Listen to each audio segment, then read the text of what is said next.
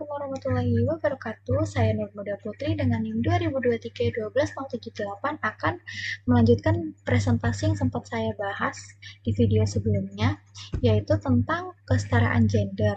Jadi materi ini sempat saya singgung di video sebelumnya, tapi nanti saya bakalan jelasin ulang apa sih itu kesetaraan gender dan contoh-contohnya.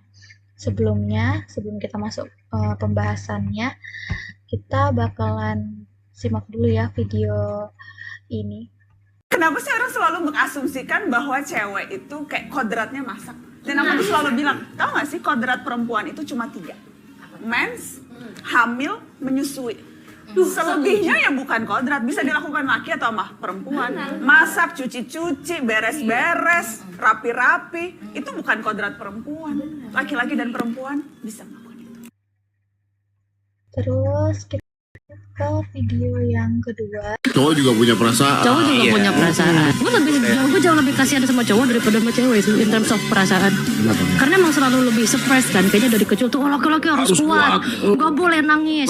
Be a man. Apalah ini. Padahal kan ya the pain kurang lebih sama. Bedanya mereka kayaknya dipaksa buat pendem aja gitu. Gitu ya guys, kenapa sih aku tayangin video ini? Karena video ini tuh bakalan ada sangkut pautnya loh sama materi yang bakalan aku jelasin. Next, topik pembahasan.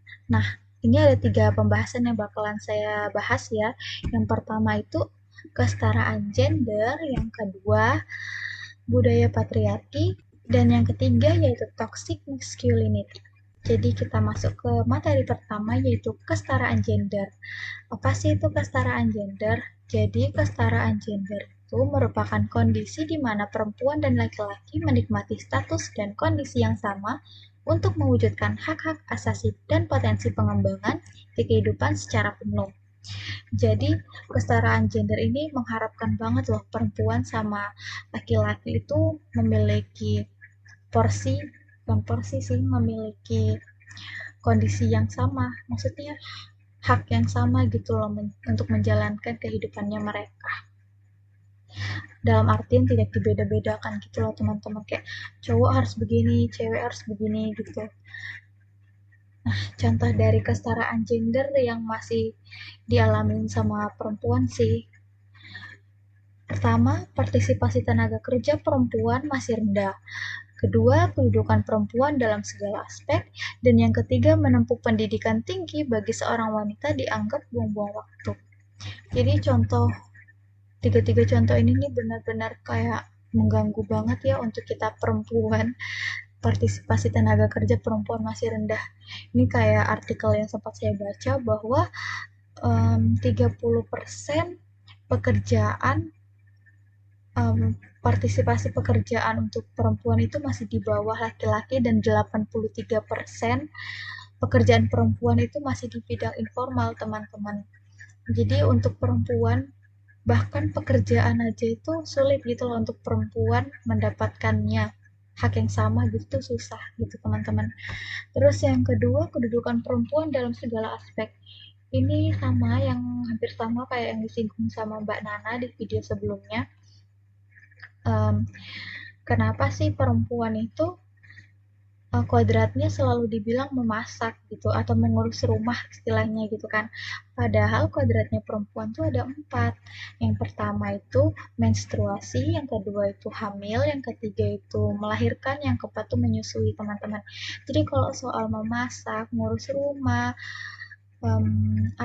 kerja gitu-gitu tuh sebenarnya itu perempuan dan laki-laki bisa untuk melakukannya. Karena teman-teman, nggak ada istilah hanya perempuan yang bisa memasak dan laki-laki itu tidak.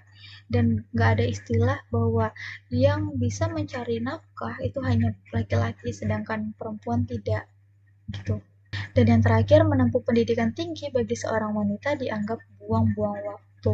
Ini sering banget ya teman-teman, kayak pasti ada aja yang nyeleteh gitu. Nyeloteh kayak bilang, kenapa sih harus sekolah tinggi-tinggi, atau ujung-ujungnya juga di dapur gitu kan, ngurus rumah, ngurus anak. Nah, yang jadi Kalau dari saya ya, pandangan saya, ya karena kita bakalan mengurus rumah nonstop kayak gitu 24 jam, jadi kita otomatis harus punya skill nggak sih teman-teman? Karena skill itu bisa didapatkan dari mana aja loh, termasuk dengan berpendidikan. Kita sebagai perempuan yang bakalan menjadi seorang ibu, yang bakalan jadi madrasah pertama untuk anak-anak kita, siapa sih yang nggak mau jadi ibu terbaik untuk anak-anaknya, ya kan? Terus urusan rumah tangga, bukan berarti orang-orang yang berpendidikan, wanita yang berpendidikan itu tidak bisa mengurus rumah tangga, teman-teman, karena hal itu tuh hal yang pasti bakalan perempuan pelajari gitu, walaupun itu misalnya hal-hal yang basic gitu kan, untuk orang-orang sekarang tuh kayak menyapu, mengepel tuh hal yang basic, tapi masih banyak sebenarnya perempuan juga itu yang nggak bisa nyapu dan ngepel, teman-teman, dan itu hal yang wajar, hanya saja lingkungan kita yang masih kurang paham mengenai hal itu. Terus sebelum masuk ke materi kedua tuh, aku mau jelasin nih apa sih bedanya seks dan gender. Karena dari tadi kan kita bahas soal gender, kesetaraan gender gitu kan. Sedangkan seks dan gender tuh artinya beda loh teman-teman. Jadi seks itu adalah perbedaan biologis seorang laki-laki dan perempuan yang sudah dibawa sejak lahir. Sedangkan gender adalah karakteristik laki-laki dan perempuan yang dibentuk dan dibangun dalam lingkungan sekitar atau masyarakat. Maksudnya gimana sih? Nah, kalau seks itu tuh sama halnya jenis kelamin, teman-teman. Jadi jenis kelamin itu kan sudah ada sejak kita dalam kandungan ya. Itu kan sudah pemberian dari Tuhan yang kita tidak bisa ubah, kita tidak bisa modif gitu kan. Dan kita itu udah dari pemberian Tuhan yang kita tuh maksudnya bisa menjalankan aja. Contohnya gini loh teman-teman, kayak kuadratnya perempuan tuh kan ada 4 yang kayak saya udah jelaskan. Pertama itu hamil, yang kedua itu menstruasi, yang ketiga itu menyusui, yang keempat itu melahirkan. Nah sama kalau laki-laki itu dia itu kuadratnya, bukan kuadrat sih, laki-laki itu memiliki sperma dan juga membuahi. Nah itu dia yang namanya seks atau jenis kelamin. Sedangkan gender ini teman-teman, gender ini terbentuk dari lingkungan kita. Contohnya gini ya teman-teman, pernah nggak sih kalian punya teman, dia itu perempuan tapi dia tomboy. Nah itu teman-teman yang dimaksud dari sifat kita yang terbentuk karena lingkungan kita. Nah dimana kemungkinan, mungkin saja di lingkungannya dia kebanyakan laki-laki, saudaranya dia mungkin laki-laki, atau teman sepermainannya dia laki-laki, jadi dia itu terbentuk menjadi karakter seperti laki-laki. Nah ada juga nih mungkin karena ibunya suka masak gitu, padahal dia laki-laki tapi dia pintar masak, dia suka masak, hobinya masak. Nah itu tuh juga gender teman-teman, contoh dari gender gitu, merupakan sifat di mana sifat itu terbentuk karena lingkungan kita. Jadi kita tuh nggak bisa gitu teman-teman terlalu terlalu mengurusi apa sih yang harusnya laki-laki lakuin, apa sih yang harus perempuan lakuin gitu. Sedangkan hal itu tuh tergantung dari orang-orang yang dari kitanya gitu teman-teman, dari lingkungan kita gitu. Kalau soal seks itu udah pasti tidak bisa diubah, tapi kalau gender itu bisa teman-teman, dia itu bisa bertukar-tukar gitu, kayak perempuan bisa jadi laki-laki, laki-laki bisa jadi perempuan gitu. Sifatnya dalam tanda kutip sifatnya teman-teman. Kita next ya. Kedua ini materinya tentang budaya patriarki, yaitu melambangkan hak istimewa untuk laki-laki dan menempatkan posisi perempuan di bawah laki-laki. Ini udah nggak asing lagi ya kalau buat kita-kita ini yang anak muda. Banyak banget nih diperdebatin di sosial media tentang patriarki gitu kan. Contohnya aja nih, kan ini kan dibilang nih hak istimewa untuk laki-laki, ya kan? Nah, ini contoh kecilnya tuh kayak kalian di rumah, kalian punya saudara laki-laki gitu kan. Tetapi kalau misalnya urusan rumah tangga, entah itu memasak, nyapu, ngepel, pasti selalu dilimpahkan kepada perempuan. Sedangkan laki-laki tuh yang nggak ngelakuin hal apa-apa. Pernah nggak sih kalian ngalamin gitu? Nah itu termasuk budaya patriarki teman-teman. Itu salah satu contohnya. Contohnya. Kenapa? Karena budaya patriarki ini melambangkan hak yang mengistimewakan laki-laki. Padahal mau itu laki-laki atau perempuan tuh sebenarnya bisa melakukannya teman-teman. Contoh lainnya itu seperti ini. Ini udah saya sebutin ya, yang masak, cuci piring, nyapu tugas perempuan, padahal itu bisa dilakukan juga sama laki-laki. Nah yang kedua nih, perempuan tuh nggak usah deh kuliah tinggi-tinggi, tau ujung-ujungnya juga ngurus rumah atau dapur. Ini agak nggak masuk sih sebenarnya ke budaya patriarki, cuman kadang emang perempuan emang masih ngalamin hal ini sih teman-teman. Kadang lebih yang diprioritaskan tuh laki-laki yang sekolah tinggi, maksudnya gitu sih teman-teman.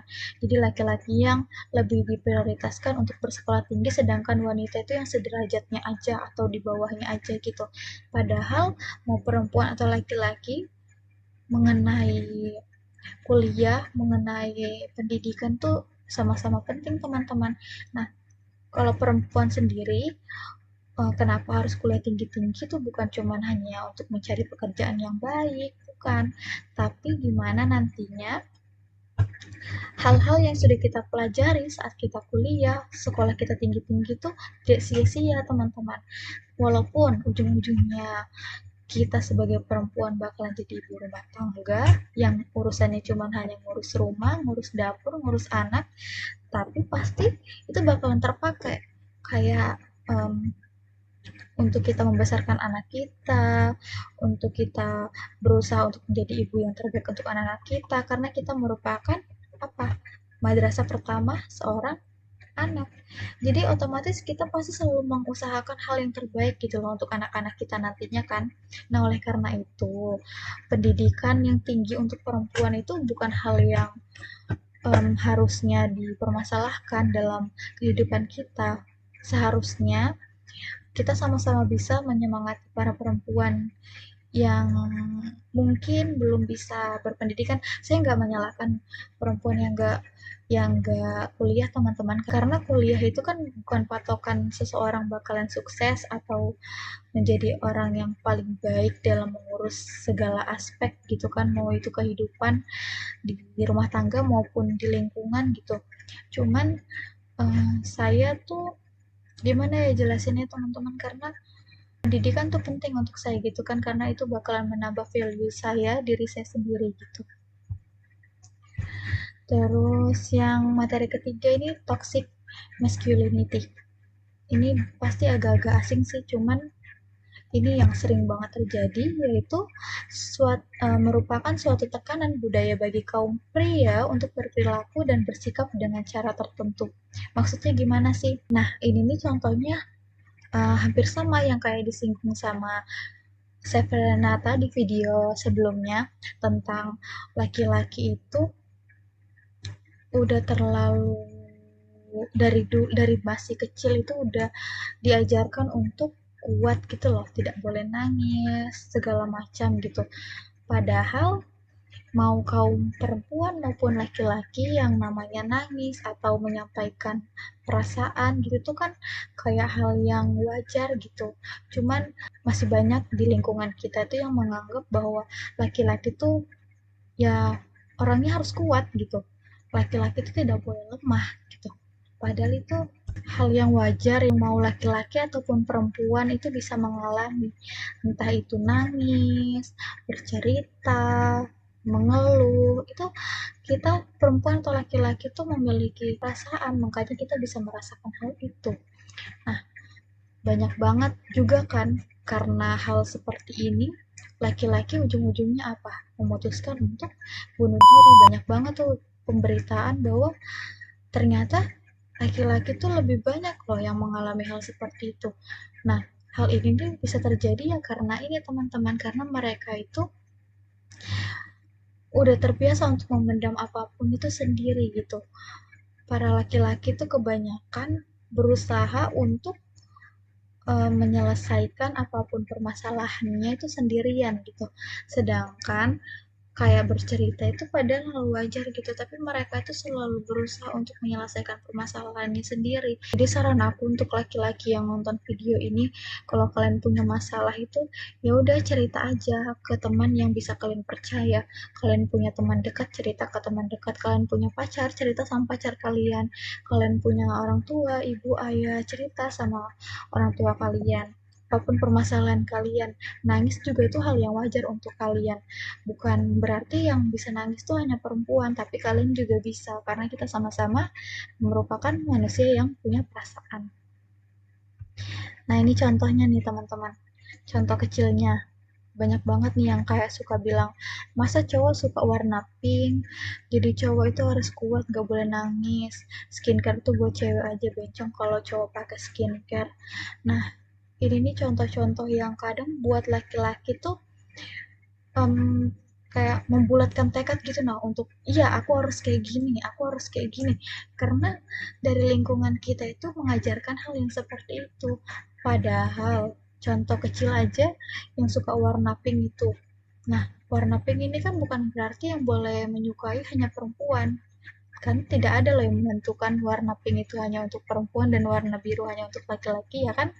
Nah terus soal cowok itu harus kuat nggak boleh nangis, ini saya ulangin lagi, kita sama-sama manusia, kita punya perasaan, nangis itu hal yang wajar, mau laki-laki ataupun perempuan itu hal yang wajar asalkan nangisnya itu yang tidak berlarut-larut teman-teman.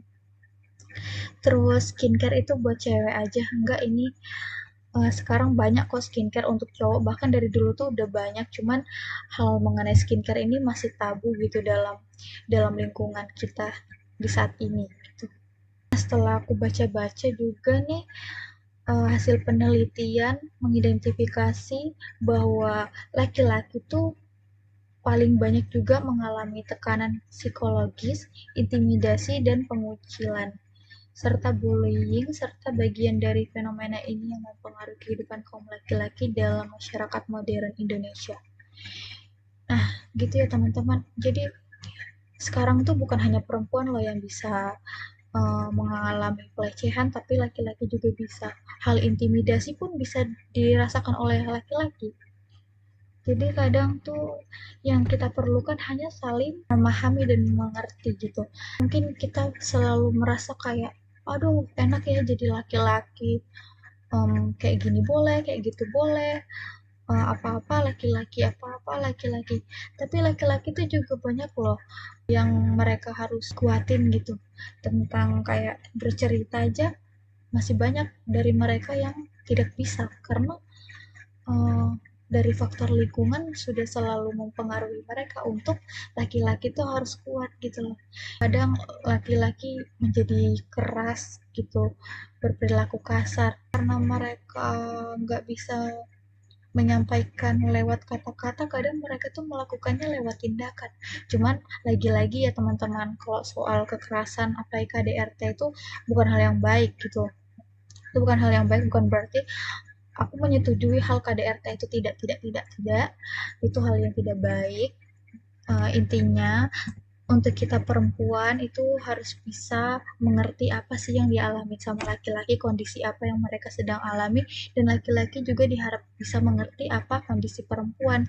Oleh karena itu makanya penting banget untuk kita menerapkan kesetaraan gender di kehidupan kita teman-teman. Nih, harapan aku, kita bisa sama-sama menciptakan kesetaraan gender. Karena dengan cara kita menciptakan kesetaraan gender, kita bisa mengakhiri segala bentuk diskriminasi terhadap kaum perempuan maupun laki-laki. Kita juga bisa menghapus segala bentuk kekerasan, pelecehan, dan eksploitasi yang sering dialami oleh perempuan maupun laki-laki. Saling memahami kondisi dan perbedaan setiap orang, serta kita bisa menciptakan lingkungan dengan pola pikir yang sehat. Gitu teman-teman. Jadi dengan cara kita bisa menerapkan kesetaraan gender itu banyak banget hal yang bakalan berubah dalam hidup kita, bukan hanya untuk diri kita tapi juga untuk lingkungan kita. Kita harus bisa sama-sama belajar mengenai hal apa aja sih yang sebenarnya seharusnya kita lakukan gitu. Hal apa sih yang seharusnya kita hindari? Jadi aku tuh sering banget dinasehatin sama orang, dibilang jangan terlalu sering dengerin apa kata masyarakat, apa kata orang lain, karena belum tentu omongan orang lain itu benar, belum tentu omongan orang lain itu hal yang baik untuk kita. Jadi kita boleh gitu menerima masukan orang lain, tapi bukan berarti kita menelannya langsung nelan aja gitu teman-teman.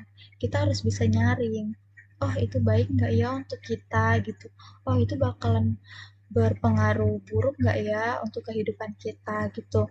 Jadi ya lagi-lagi kita harus bisa membedakan yang mana yang baik, yang mana yang buruk gitu untuk diri kita sendiri, teman-teman. Oke, sekian dari saya. Ini ada quotes untuk sebelum penutup. Jadi kesetaraan gender bukanlah pertempuran antara jenis kelamin, tetapi solidaritas antara laki-laki dan perempuan. Kesetaraan gender bukan tentang mendominasi, tetapi tentang mewujudkan potensi penuh dari setiap laki-laki dan perempuan. Itu dia quotes dari aku.